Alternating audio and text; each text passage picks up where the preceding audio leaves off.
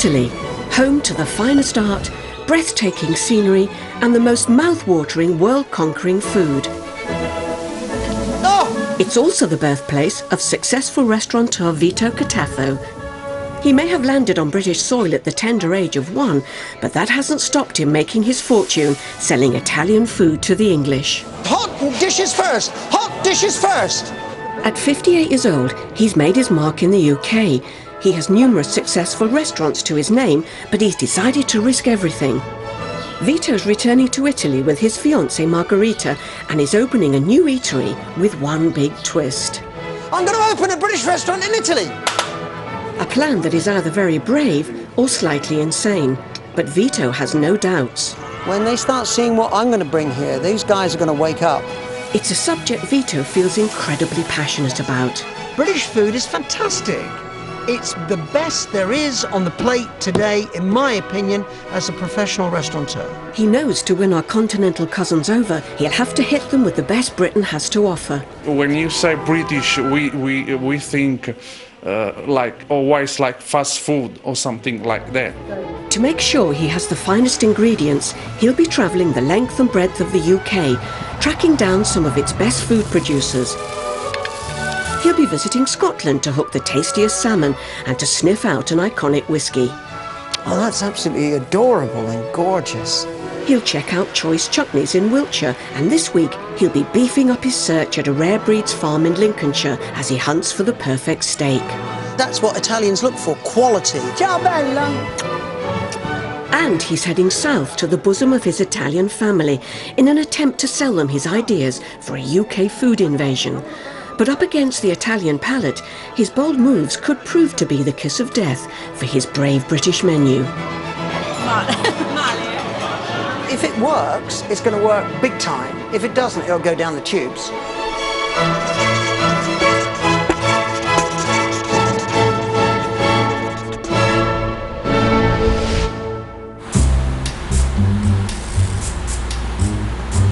Vito's been searching Italy for the perfect pitch to set up his new British eatery.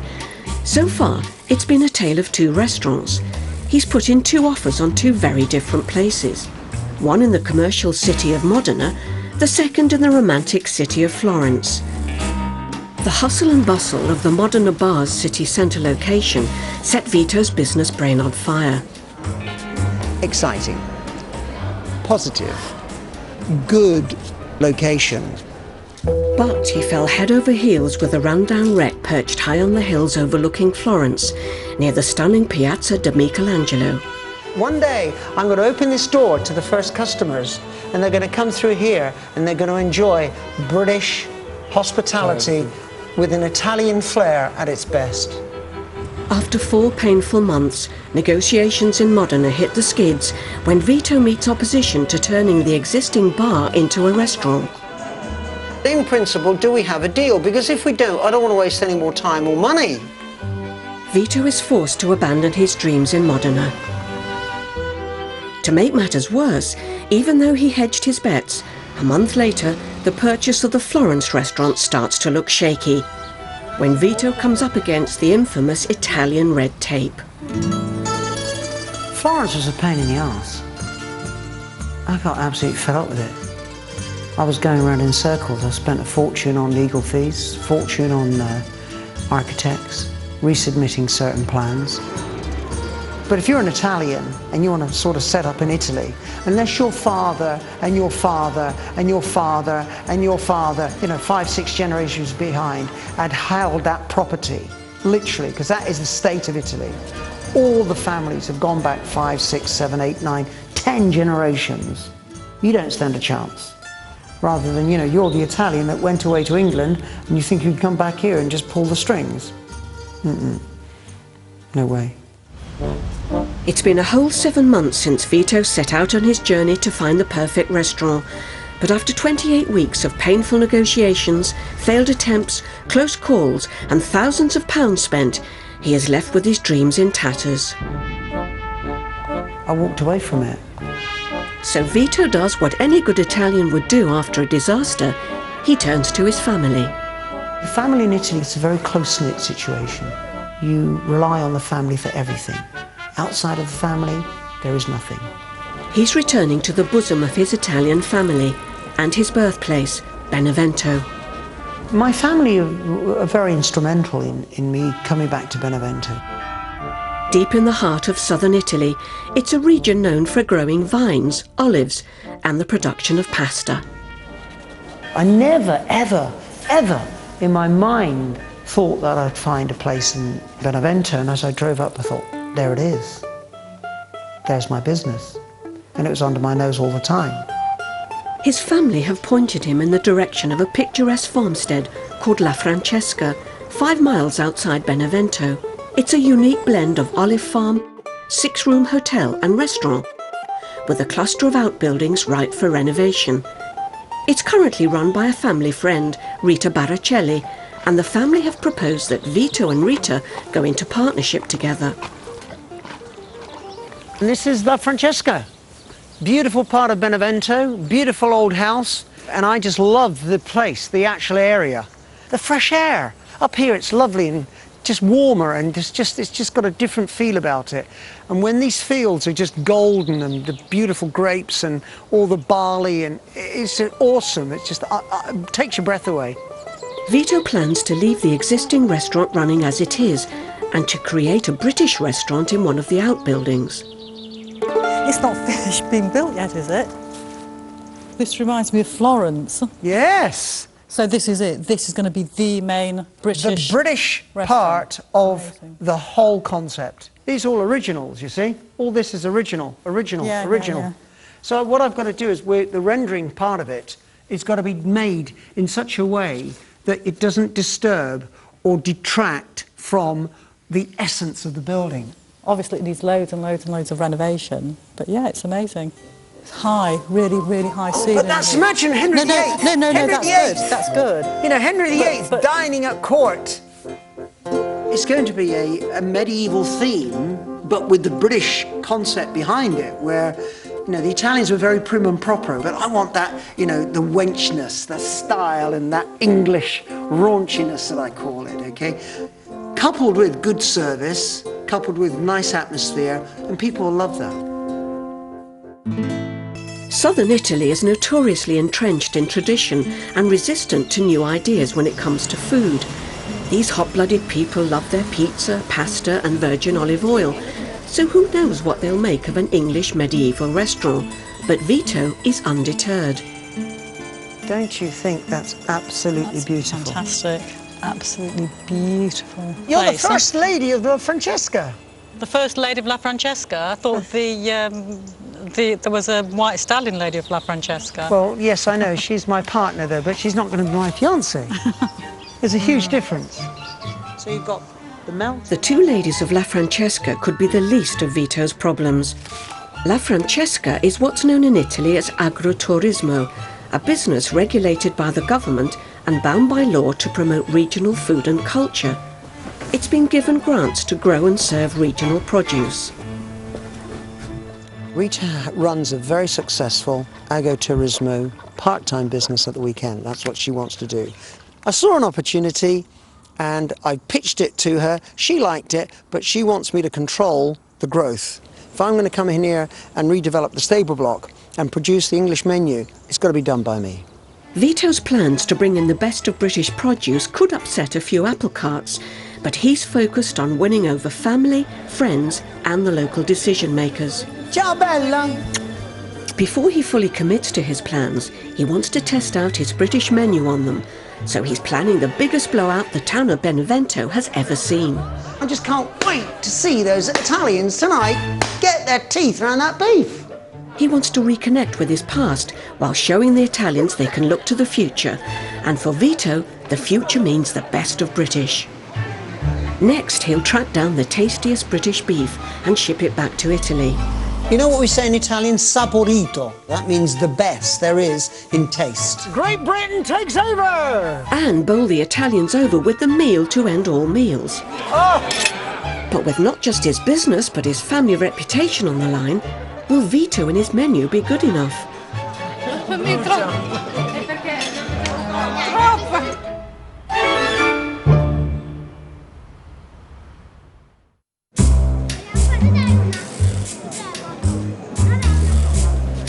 Deep in southern Italy, in the city of Benevento, pioneering restaurateur Vito Cataffo is on a quest to open a British restaurant.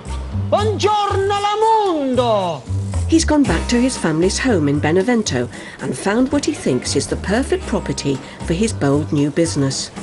See, look, they're original. That's an original little door there. And in a brave move, he's planning on testing out his new menu on his Italian relatives. What we've got on Saturday night is we've got this mixture of Italian and English, and the kingpin of the menu is the beef. It's right in the middle. It's coming after several courses of Italian food.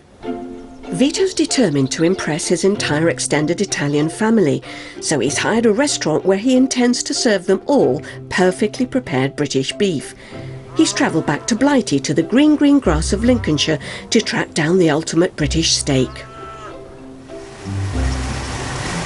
I'm off today to go and meet Willie Nelson, one of the best butchers in the whole country, because he's going to give me the best beef via my restaurant to the Italian adoring public. He's not the singer, he's the butcher. Willie Nelson is a young butcher flying the flag for British beef. With his parents, Andrew and Jill, supplying him with top-quality rare breeds, it's a recipe for success. From Aberdeen Angus to Welsh Black, there are 10 main breeds of beef cattle in the UK. Andrew keeps a herd of around 450 cows and concentrates on 3 breeds: Longhorns, Aberdeen Angus and Dexters, all of which have their own unique textures and tastes. Is this a friendly beast? Very friendly, very tame. I mean, as you can tell. Because they don't look too friendly, especially that one coming up behind me now.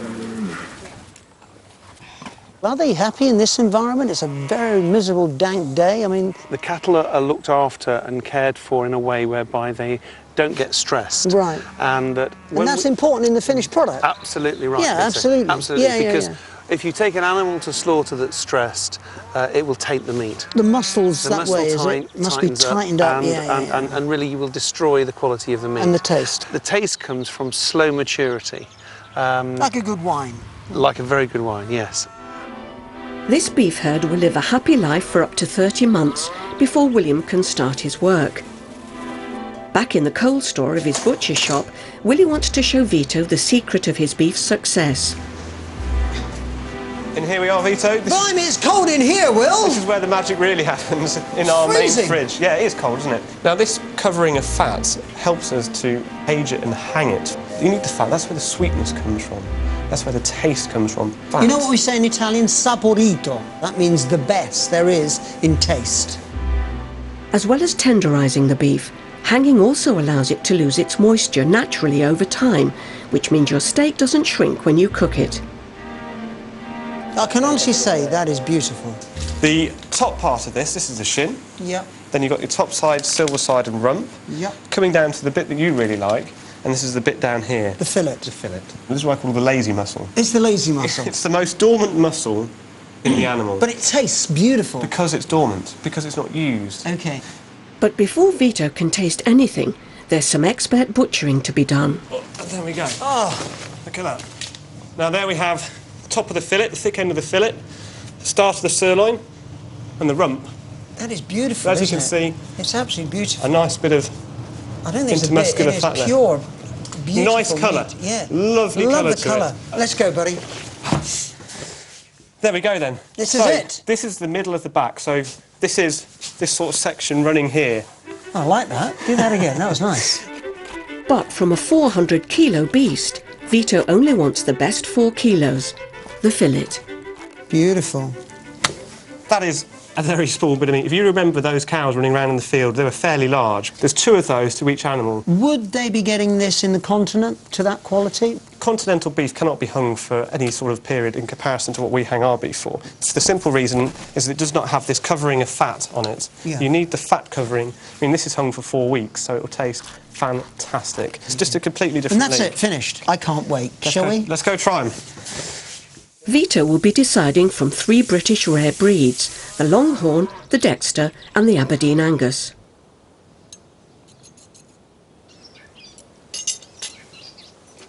I like that very much. If I had to mark that out of 10, I would say that's a solid 8. 8. So that is the Aberdeen Angus. Do you like that? That's good. What is it? That's Longhorn. I'd only give that a 6. The last steak to try? Lovely, lovely, lovely. That's a 9. Well, that is the Dexter, the smallest of them all. So you think that's what they'll go through? That's the one I want. That's the one I want. Just to let you in on a bit of insider information, that's been hung the longest. And that's the key. This has been hung for 4 weeks. You know, if you put that Dexter on an Italian plate... You think they'd like it? They'd pay you megabucks for it, chef. Would they? Yeah, absolutely. Because that's what Italians look for, quality. That is the best of British. Vito's chosen the best of the best, and he doesn't waste any time shipping £1,000 worth to test the Italian taste buds. Great Britain takes over! Vito's organised an incredible 11-course banquet of Italian and English food. The recipients will be 70 of his extended family, who are very influential in Benevento. If they buy into his vision, they could smooth the way to his success. Hello. Vito's flown over one of his favourite chefs, Simon Garner from the UK, to prepare the beef. Right then, traditional English roast dinner, can't really muck it up. I just can't wait to see those Italians tonight get their teeth around that beef. It'll be beautiful.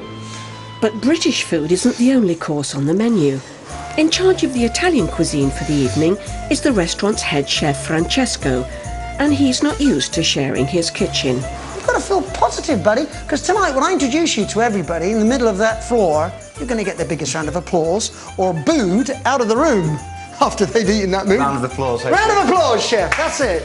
Right, let's get this beef in the oven. How long do you want it for? About an hour and a half. Un'ora e mezzo. Temperatura?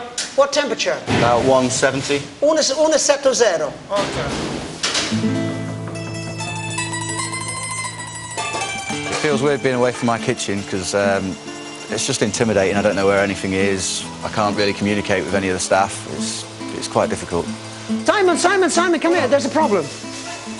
No problem. Aspetta. Un altro di quello là è giù. Prendo la carne e la vado a mettere giù, ok? What he's saying is that oven at the moment he needs, because he's doing something else. Yeah. Now think about this, don't say yes to the Italian unless there's a problem, okay? What I want to know is he wants to put it downstairs in another oven. Is that going to cause you a problem? No, it'll be fine. No. Simon, this is serious. No, it's fine. So, after just half an hour, the British team, Vito, Simon and the beef, are all relegated to the basement. And in the confusion, Simon's instructions get lost in translation. 170. 170? About an hour. No steam, was there? No steam. Un'ora e mezzo. The oven has been set for an extra half an hour, and Simon is blissfully unaware. Molto fortuna, grazie. Best case scenario, everything goes out fine, everybody loves the roast beef, and that'll be me a happy chef. What we're going to do with the beef is make sure that it's to a nice pink, isn't it? To a nice pink. Nice pink colour. Nice pink, that's how the Italians have it, okay? Yeah. No blood. No blood. Excellent, that's very, very important. So Vito leaves his precious beef in Simon's hands and goes to prepare himself for the big night. Oh my God, you're still too fat. You're just too fat. Is that the end pin? Back at La Francesca, Vito's decided to pull out all the stops with his outfit. Try it. There's inches a lot. Don't hurt me. No, breathe in. I'm in. Right in. Yeah, okay. Yeah, there you go. Do you know what? For an old man, Vito, you're in good shape. Oh, beautiful. Well, I know I haven't had a proper shave, but it's nice to smell nice for the ladies, especially Margherita. I don't think she likes that one, actually. Tough. Sporran adjusted, Vito finally throws the doors open to his very curious family and friends.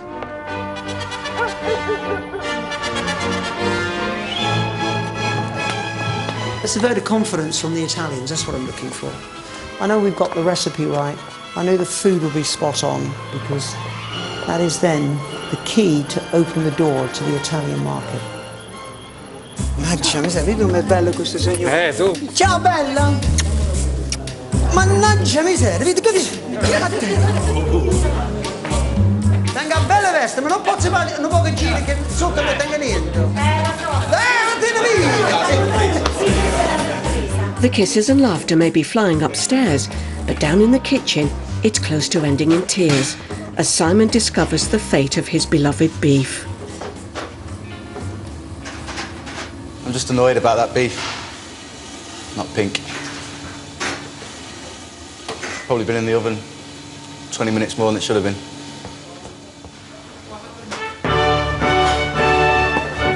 With a stiff upper lip and a dash of gravy, the show must go on. So at 11:30 at night, after 8 courses, the cuisine that will make or break Vito's dream is finally unleashed on the Italian public. Allora, via, via, via, via, via! Please, please! Oh, beautiful!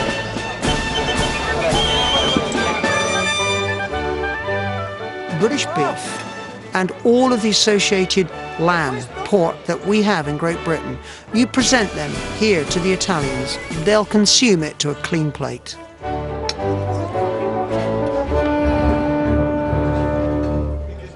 The proof is in the eating, as I've always been saying to everybody. The proof is in the eating. So, it's time to find out the verdict. Era troppo dura. Siamo abituati a carne più morbide, più tenere. Ce le modifichiamo al nostro piacimento. Buono. Buono. Beef, 100%. Yorkshire puddings, 100%. The gravy, top notch. Italians love being with family. This is Mamma, and that's Vito. Ciao, bella. You know, when you're looking at 3, 4, 5, 6 generations here, you can't beat that.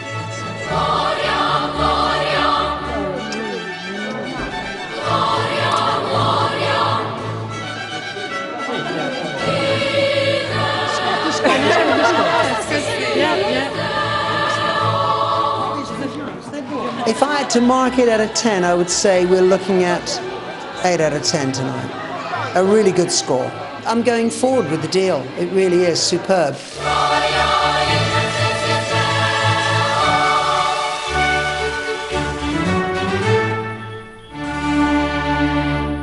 Next week, Vito's dreams for the restaurant in Benevento look like crumbling. Oh my God, I failed. Down on the farm, the pigs make Vito huff and puff. Dahlia, you're in for it. When he goes on the hunt for the best sausages in the country and plays hardball as he bargains for his dream restaurant. If you want to lose me, if you want me to go, I go.